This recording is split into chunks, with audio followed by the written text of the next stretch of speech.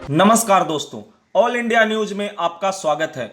सियासत से बड़ी खबर, सुजाता मंडल ने तृणमूल ज्वाइन की तो पति सौमित्र ने दिया तलाक का नोटिस।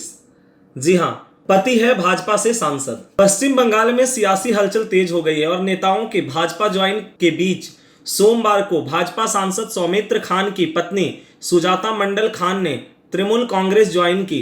रिपोर्ट के मुताबिक इसके कुछ ही देर बाद राज्य के बिष्णुपुर लोकसभा सीट से सांसद सौमित्र ने सुजाता को तलाक का नोटिस भेज दिया। वहीं सुजाता का कहना है कि टीएमसी के सीनियर लीडर और एमपी के सौगत राय की मौजूदगी में पार्टी ज्वाइन की। उन्होंने कहा कि भाजपा की डर्टी पॉलिटिक्स की वजह से उन्होंने तृणमूल ज्वाइन करने का फैसला लिया। भाजपा लुभावने सपने दिखाकर दूसरी पार्टियों के नेताओं को अपनी ओर खींच रही है।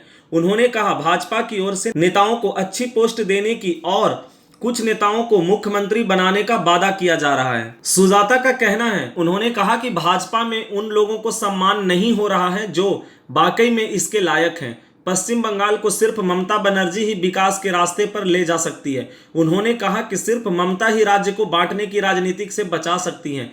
इसलिए मैं दीदी के साथ जुड़कर काफी खुश हूं। टीएमसी के शुवेंदु अधिकारी समेत 10 विधायक भाजपा में आए थे।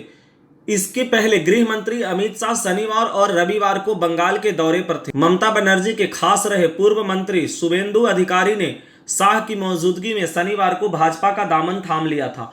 सांसद सुनील मंडल, पूर्व सांसद दशरथ तिर्की और 10 एमएलए भी भाजपा में शामिल हो गए। इनमें 5 विधायक तृणमूल कांग्रेस के थे। इस पर शाह ने कहा था कि चुनाव आते आते दीदी अकेली रह जाएंगी। सबसे दिलचस्प बात यह है कि 2019 में भाजपा को बंगाल में 18 लोकसभा सीटें मिली थी। बंगाल में 2014 के लोकसभा चुनाव में भाजपा को सिर्फ 2 सीटें मिली थी। वोट शेयर 17% से ज्यादा रहा था, लेकिन 2016 के विधानसभा चुनाव में वह सिर्फ 3 सीटें जीत सकी। वोट शेयर 10% रहा, लेकिन 2019 के लोकसभा चुनाव में भाजपा के 18 सीटें जीतकर डंका बजाया और वोट शेयर 40.64% तक पहुंचाया। इससे भाजपा के नेता और कार्यकर्ता काफी गदगद थे और उन्होंने ममता बनर्जी की सरकार को तख्ता पलट का सपना देखा और ये अभी तक हकीकत नजर आ रहा है, क्योंकि जिस तरह से भगदड़ मचा हुआ है बंगाल की राजनीति में, तृणमूल कांग्रेस छोड़ जो भाजपा में ज्वाइन कर रही है, यहां तक कि कांग्रेस से भी काफी एमएलए भाजपा में ज्वाइन किए हैं। ये देखते हुए कुछ इस तरह से संकेत मिल रहे हैं कि शायद इस बार कुछ बड़ा उलटफेर हो बंगाल में। हालांकि बड़े बड़े राजनीतिक पंडित भी यही बता रहे हैं कि भाजपा कुछ इस बार बड़ा उलटफेर बंगाल में करने जा रही है। हालांकि ये देखने वाली दिलचस्प होगी, क्योंकि अभी भी ममता बनर्जी ही बंगाल में सबसे लोकप्रिय नेता कही जाती हैं।